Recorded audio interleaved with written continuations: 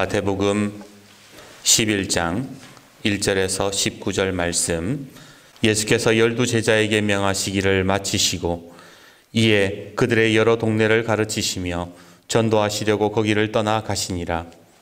요한이 옥에서 그리스도께서 하신 일을 듣고 제자들을 보내요.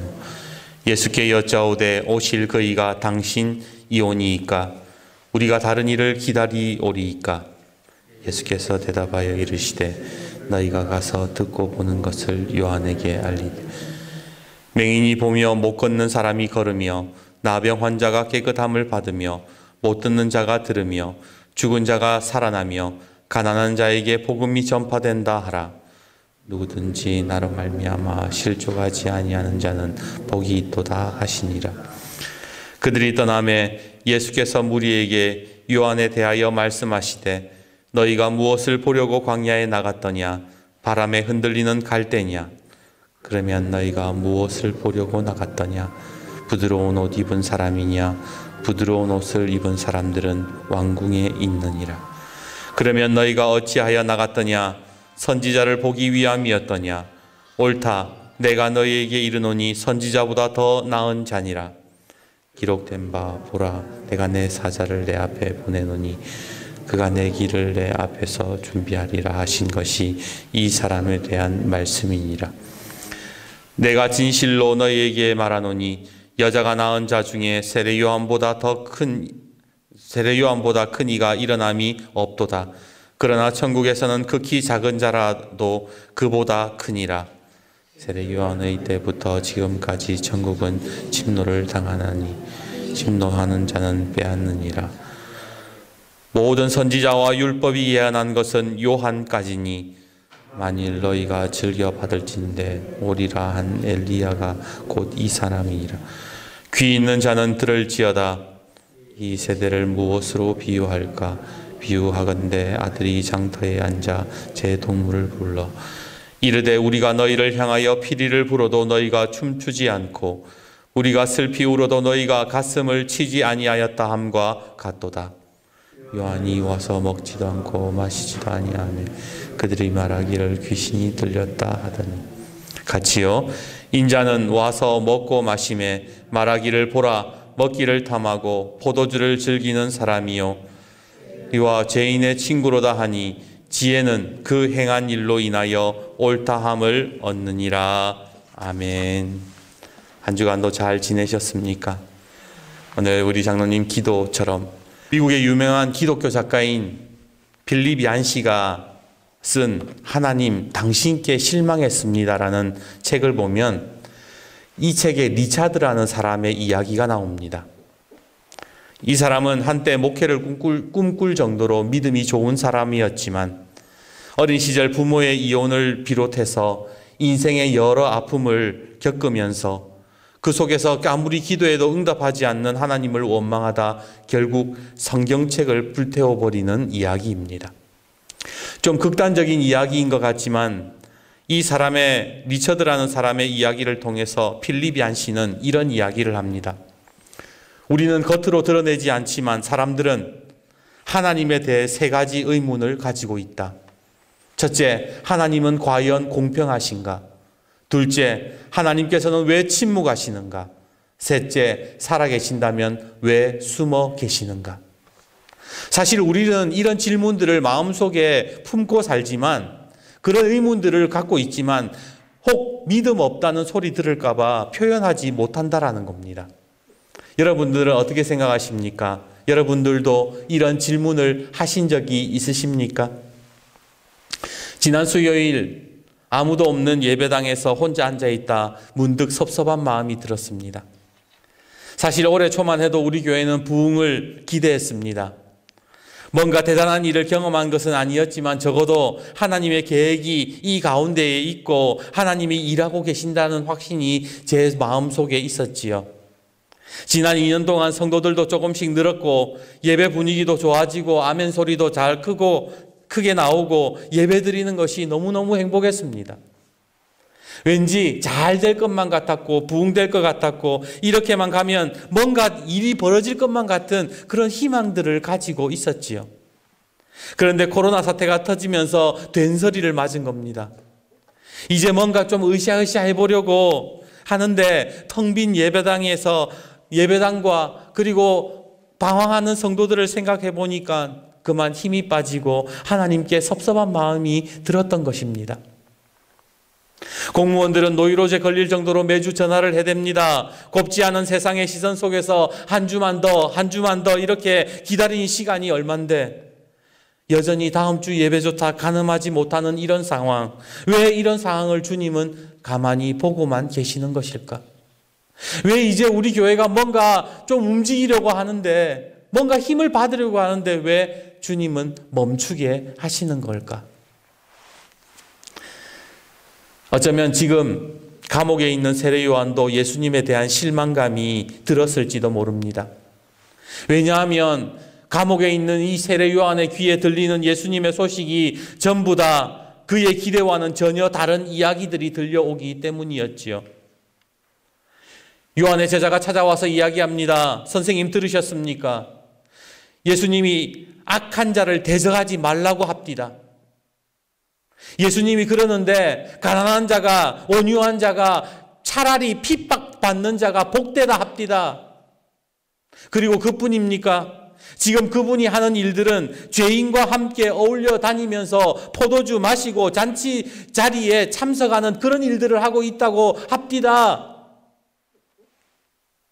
사실 세례 요한이 기대했던 예수님은 그런 예수님이 아니었어요.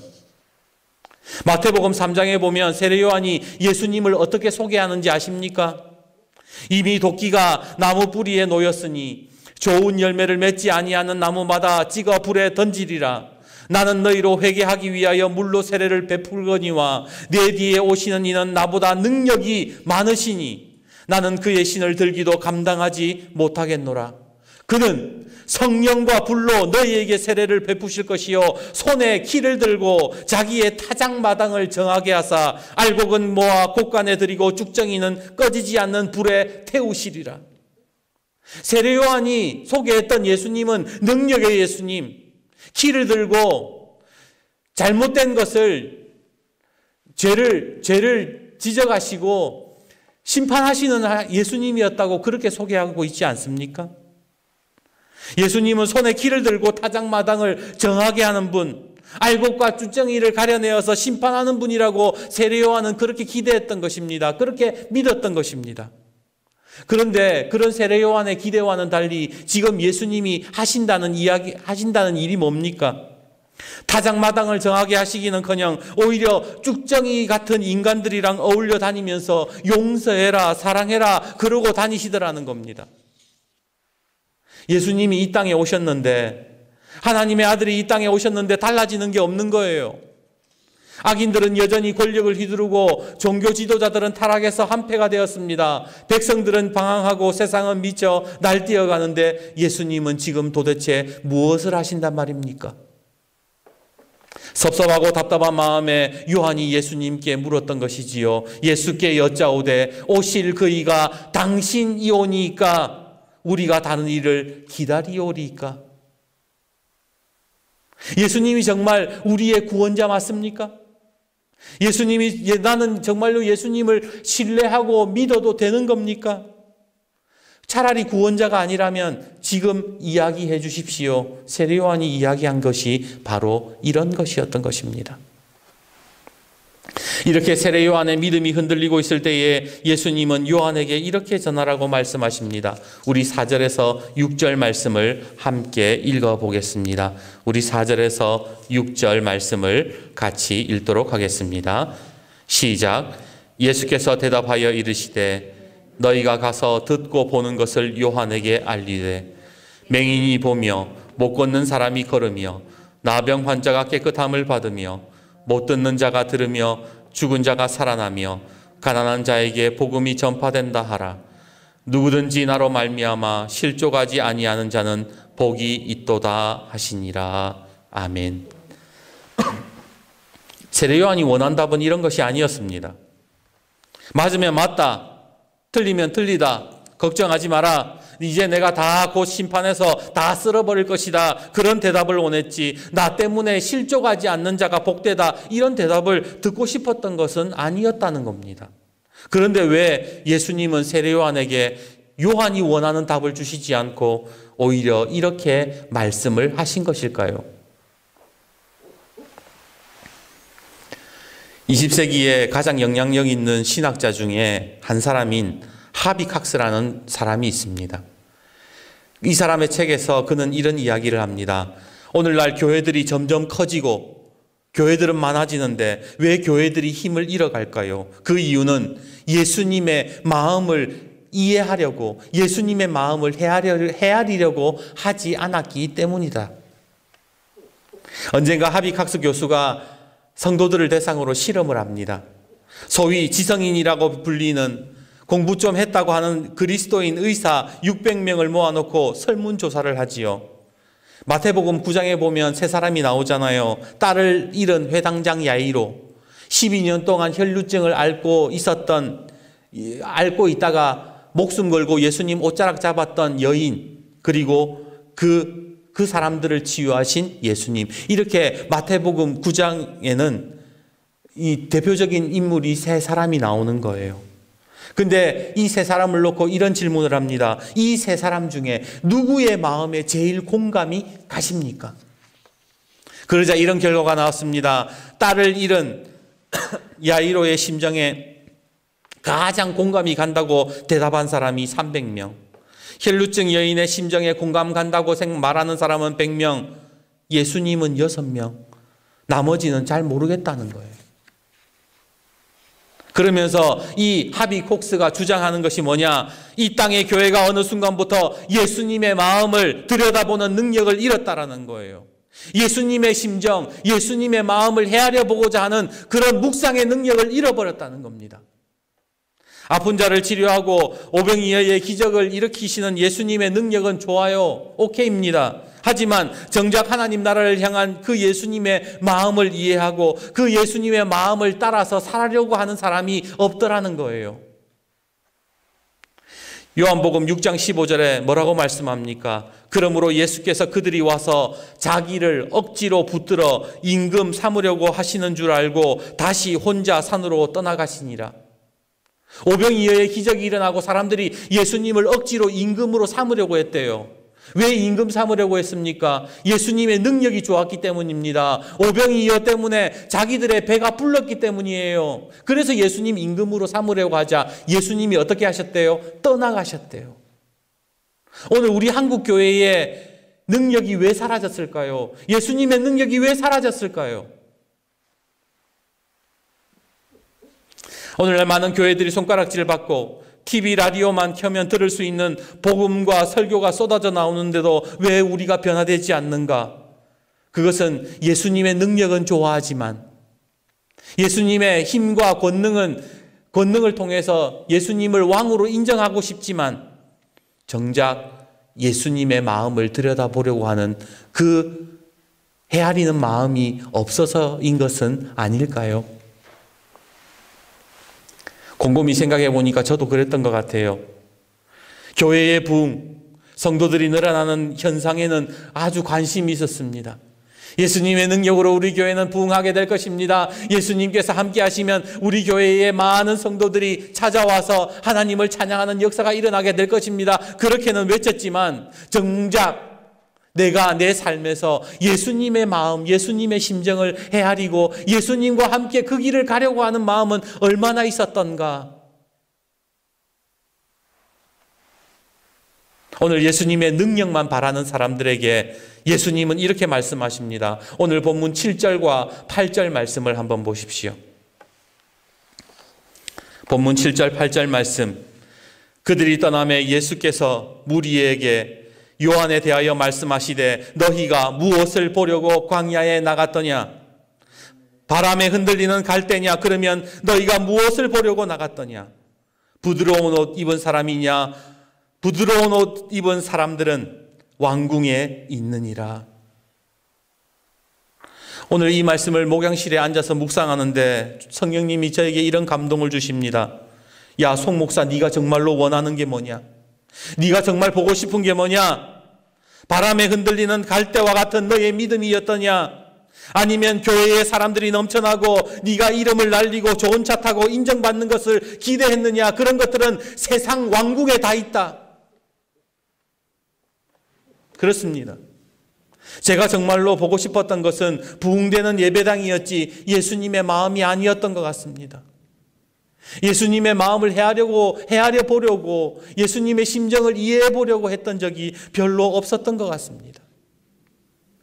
계속해서 16절과 17절 말씀을 보십시오. 16절과 17절입니다. 이 세대를 무엇으로 비유할까? 비유하건대 아이들이 장터에 앉아 제 동물을 불러 이르되 우리가 너희를 향하여 피리를 불어도 너희가 춤추지 않고 우리가 슬피 울어도 너희가 가슴을 치지 아니하였다 함과 같도다. 이 세대가 어떻다는 거예요? 그 마음을 몰라주는 세대라는 거예요. 왜 피리를 불어도 춤추지 않고 왜 슬피 울어도 같이 가슴 치지 않냐라는 겁니다. 왜 반응하지 않는 겁니까? 바로 그 마음에는 관심이 없기 때문에 그런 거예요. 예수님이 이 땅에 오셔가지고 연약한 자들, 병자들, 죄에서 구원이 필요한 자들에게 아무리 말씀을 증거하고 복음을 선포하고 하나님 나라를 선포하셔도 거기에 대해서 같이 피리를 불고 같이 춤을 추고 같이 가슴 치며 슬퍼하는 사람이 없더라는 거예요. 예수님이 오병이의 기적은 좋아해요. 병 낫게 해주는 건 좋아해요. 그런데 예수님과 함께 그 마음을 이해하고 예수님의 마음에 함께 그 나라를, 하나님 나라를 향해 가고자 하는 사람은 없더라는 겁니다. 18절과 19절 말씀도 보십시오. 요한이 와서 먹지도 않고 마시지도 아니하며 그들이 말하기를 귀신이 들렸다 하더니 인자는 와서 먹고 마시며 말하기를 보라 먹기를 탐하고 포도주를 즐기는 사람이요 세리와 죄인의 친구로다 하니 지혜는 그 행한 일로 인하여 옳다함을 얻느니라. 광야에서 목이 터져라고 외쳤던 요한의 그 마음과는 상관없이 아무것도 먹지 않는 요한을 보고 사람들이 한다는 소리가 귀신 들렸대요. 이제는 예수님이 와서 먹고 마시니까 예수님에게는 뭐라 그래요? 포도주를 즐기는 사람이요 세리와 죄인의 친구라고 그렇게 이야기를 하더라는 겁니다. 우리가요 예수님의 마음을 이해하지 못하면, 예수님의 마음을 공감하려고 하지 않으면 우리는 결국 이런 사람들이 되는 겁니다. 예수님에 대한 엉뚱한 오해를 가지면서 우리의 삶 속에 나는 하나님 앞에 실망했습니다. 하나님이여 나에게 어떻게 그러실 수 있습니까? 그런 소리를 하면서 살게 되는 우리의 모습들이 되더라는 거예요.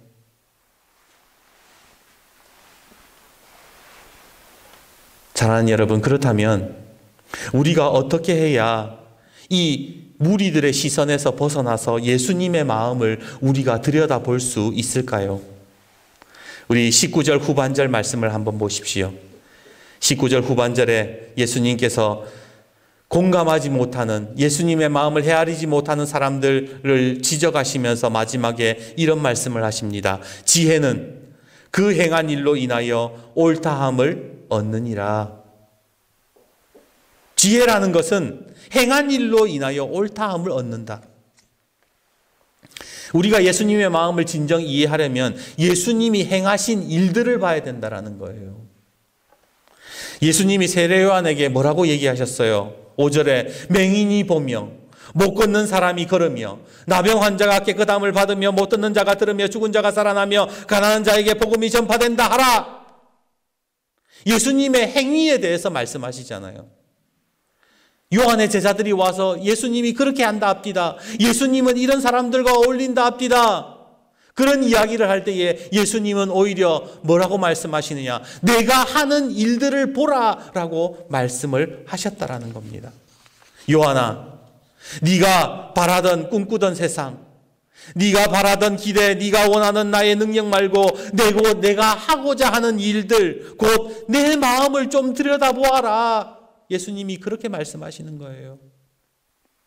오늘 예수님이 저에게도 동일하게 말씀하셨습니다.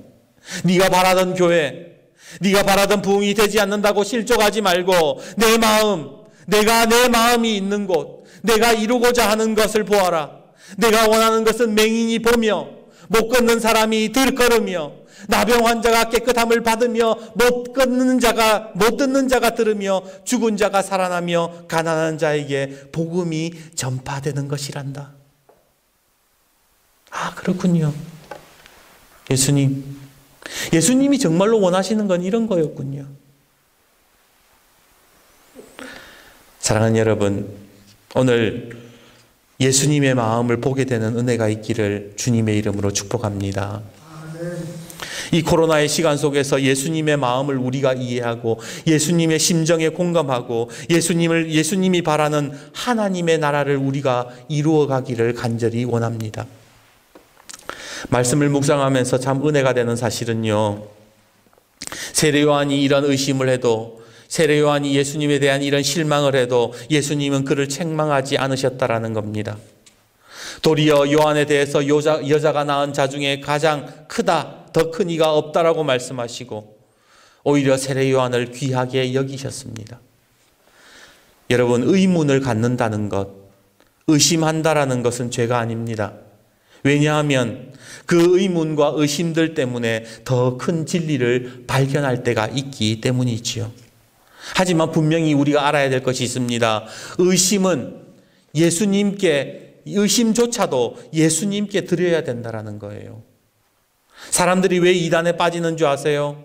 자기 속에 있는 의심, 자기 속에 있는 질문들을 예수님께 드리지 않고 다른 책이나 다른 세상 것에 아니면 다른 종교에게 질문을 그쪽에 던지기 때문에 이단에 빠지는 거예요. 그런 의심조차도 예수님께 드릴 때에 주님은 책망하지 않으신다라는 거예요. 세례 요한이 잘했던 게 이런 거예요. 요한의 제자들이 와가지고 이런 말 저런 말 해도 오히려 예수님께 그 질문을 던지잖아요. 오늘 우리가 어려움을 당할 때에, 우리가 예수님이 이해되지 않을 때에도 예수님께 질문할 수 있는 사람들이 되어야 됩니다. 그것이 믿음이고 그것이 바른 신앙의 모습이라는 거예요. 그러기에 오늘 우리가 어려움이 있다 하더라도 실족하지 않고 예수님께 질문드리고 주님의 마음을 보는 저와 여러분이 되시기를 주님의 이름으로 다시 한 번 더 축복합니다. 이제 말씀을 맺겠습니다. 오늘 설교 후에 부를 찬양 찬송가 413장, 우리 월삭 예배 때에도 이 찬송가에 대해서 이야기를 했지만 이 찬송가의 작사인 스테포드는 유명한 변호사였습니다. 그는 믿음이 좋은 사람이었지요. 그러던 1871년 시카고 대화재로 그는 큰 재산을 잃게 되었고 엎친 데 덮친 격으로 4살짜리 아들이 죽게 됩니다. 감당할 수 없는 충격을 받았던 그는 의사의 권유로 가족들과 함께 휴식을 취하기 위해 유럽 여행을 계획합니다. 하지만 처리해야 될 일들이 있어서 아내와 4딸들만 먼저 유럽으로 보내게 되지요. 하지만 일주일 만에 또다시 청천벽력과 같은 소식을 접하게 됩니다. 아니, 아내와 4딸이 타고 있던 배가 그만 다른 배와 정면 충돌했다라는 소식이었던 거예요. 제발 사람만 있어달라고 애태우며 기도하는 스테포드는 어느 날 전보 한 장을 받게 되는데 그 전보에는 아내의 이런 절규가 담겨 있었습니다. 혼자만 살아남았습니다. 미쳐버릴 것만 같았고 죽고 싶은 생각이 들었습니다. 하나님이 그렇게 밉고 원망스러울 수가 없었어요. 하나님, 내가 뭘 그렇게 잘못했습니까? 나는 주의를 가장 귀하게 여기고 예수님을 사랑했던 사람입니다. 그런데 나에게 주시는 것이 고작 이런 고통받게 되지 않습니까? 이것이 나에게 주시는 은혜입니까? 뭐라고 대답 좀 해보세요. 그렇게 밤새도록 울부짖는데 마음속에서 하나님의 음성이 들려왔습니다. 열왕기하 4장 26절, 너는 달려가서 그를 맞아 이르기를 너는 평안하냐, 내 남편이 평안하냐, 아이가 평안하냐 하라 하였더니 여인이 대답하되 평안하다. 이게 무슨 말이냐? 엘리사 선지자를 찾아온 여인에게 엘리사가 물었습니다. 너 괜찮니? 너 평안하냐? 내 남편이 평안하냐? 네 아이가 평안하냐? 그런데 전혀 평안한 상황이 아니었어요. 왜냐하면 아들이 죽었기 때문이지요. 그래서 엘리사를 찾아온 겁니다. 그런데 엘리사가 평안하냐 물으니까 이 여인이 대답한다는 소리가 평안하다는 거예요. 왜 평안하다고 대답했을까? 비록 아이가 죽었지만 엘리사를 통해서 하나님께서 다시 이 아이를 살려줄 것이라는 믿음이 그 여인 속에 있었기 때문에 그는 평안하다라고 대답을 했다라는 겁니다. 스테포드는 이 말씀을 붙잡고 눈물을 흘리면서 하나님 앞에 기도하면서 쓴 찬송가가 바로 413장의 가사가 되었지요. 내 평생에 가는 길 순탄하여 늘 잔잔한 강 같든지 풍파로 무섭고 어렵든지 나의 영혼은 늘 편하다. 내 영혼 평안해, 내 영혼 평안해, 내 영혼 평안해. 저 마귀는 우리를 삼키려고 입 벌리고 달려와도 주 예수는 우리의 대장되니 끝내 싸워서 이기리라. 내 영혼 평안해, 내 영혼 평안해. 자녀들이 다 죽었지만 부활하신 주님께서 이들을 부활로 살리실 것이며 나는 다시 만날 것을 믿습니다라는 고백으로 그가 예수님의 마음을 들여다보기 시작했을 때에 그가 처한 상황을 보는 것이 아니라 그의 기대를 보는 것이 아니라 예수님의 마음을 들여다보기 시작했을 때에 그의 마음 가운데에 평안이 찾아왔다라고 고백하는 찬양이 오늘 우리가 부를 찬송가 413장의 찬양이 되는 것입니다. 사랑하는 여러분, 오늘 여러분의 삶에도 예수님의 마음을 바라보며 평안이 임하는 여러분들의 가정이 되시기를 주님의 이름으로 축복합니다.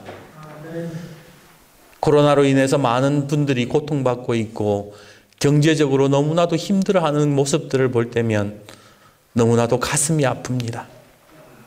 그러나 우리가 이럴 때일수록 예수님의 마음을 들여다보고 예수님의 마음, 예수님께서 무엇을 원하시는지를 우리가 바라볼 수 있다면 우리의 삶에는 하나님이 주시는 하늘의 평화가 우리의 모든 가정 가운데에 임하게 될 줄 믿습니다.